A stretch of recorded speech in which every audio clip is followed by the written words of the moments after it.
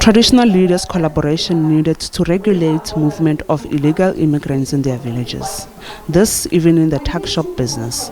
Home Affairs Minister Dr. Motsoaledi has called for an audit of all tuck shops in the country. All the mayors must take an audit of all the spaza shops in the country. All, anything that is called a spaza shop. I heard some people maliciously say, no, we want to audit only spaza shop of people from other countries. Without any spaza shop, you can't have a spaza shop that is unregistered. They must produce documents and register. Who have got no documents, who are illegal, we'll have to deport them. There's nothing we can do.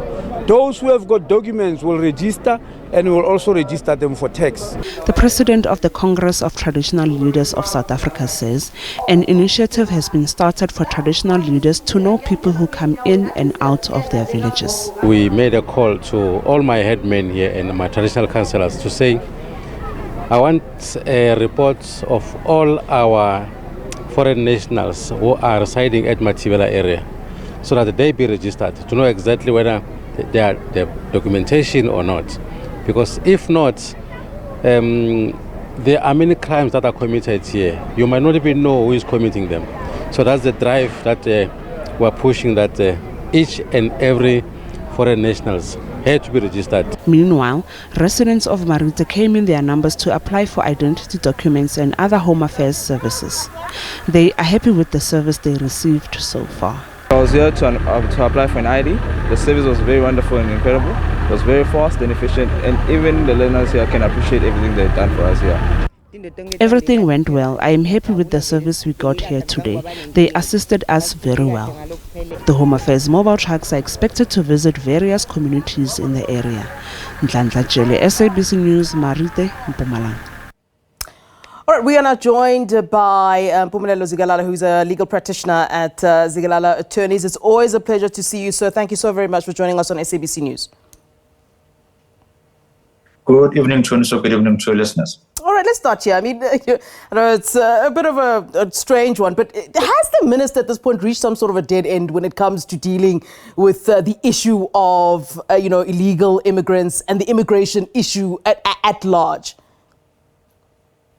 I think so. Maybe let's look at it in a much more positive sense of saying that he wants to have more stakeholders and more individuals who are going to assist him in cracking down the issue of illegal immigrants. Now, the work that he is asking the traditional leaders to do is actually work that must be done by municipal officials. Right. Municipal officials must do what is called ward profiling, so that you know what exactly or who stays in your particular ward. It makes better planning. So you should know exactly how many houses you need, the type of resources which should then be supplied. You take the same information and then you send it over to your provincial and national government. And then you say to law enforcement agencies, this is the work in which you're supposed to do. As the police intelligence, for example, you must know what's happening within your area so that there's better community policing that can be there. Yes, you can involve traditional leaders, but to give them specific instructions such as these ones, it's borderline type of taking the law into your own hands, and it may backfire in the long run if it's not controlled in a proper manner. And I mean, this can be legally challenged, can't it, even before it gets there? Because, I mean, one would think that, as you say, there should be some limitations as to what traditional leaders can, in fact, do legally. I mean, there is, the issue of traditional leaders perhaps overexerting themselves, perhaps even usurping their powers, and that could be used to challenge this before it even happens, can it? Definitely. And if you look at it from a practical sense of view, let's say traditional leaders go into a spaza shop. What do you say? Can I see your papers? Do they even know what those papers look like? Can they even be able to authenticate what those papers are supposed to be? Is they verifying whether Home Affairs has issued those particular papers or not? Now, you run the risk of a good deed being turned into something that's more of a vigilantism sort of a way. And in instances with resistance, then what do? Because the minute there's resistance that takes place and someone gets hurt, and then a case is going to be opened, and then you are starting a whole different fight between two nations. So it's something in which you must tread very carefully. Yes, include the community as much as possible, but make sure that the limits are much more defined, and make sure that you have law enforcement agencies, people that are properly trained and empowered by the law to go and engage in these particular instances. I think what ought to have been done in this particular case was to say, let's arm traditional leaders with the type of education and information that they need. Let them go back to their communities and say, advocate whatever is required so that you're able to protect yourself and work hand in hand with law enforcement agencies. Yeah. Mr. Zikalala, the Home Affairs Minister held a press briefing and he spoke about the need to overhaul immigration laws in the country. From what you see, are there gaps that do indeed need to be addressed and would perhaps justify the minister speaking on that? I mean, there's been a lot of talk, and yes, some have said it borderlines, xenophobic utterances, where, some South Africans have said that, we need to look at our immigration laws, and some have even gone as far as to say that, our borders are too porous.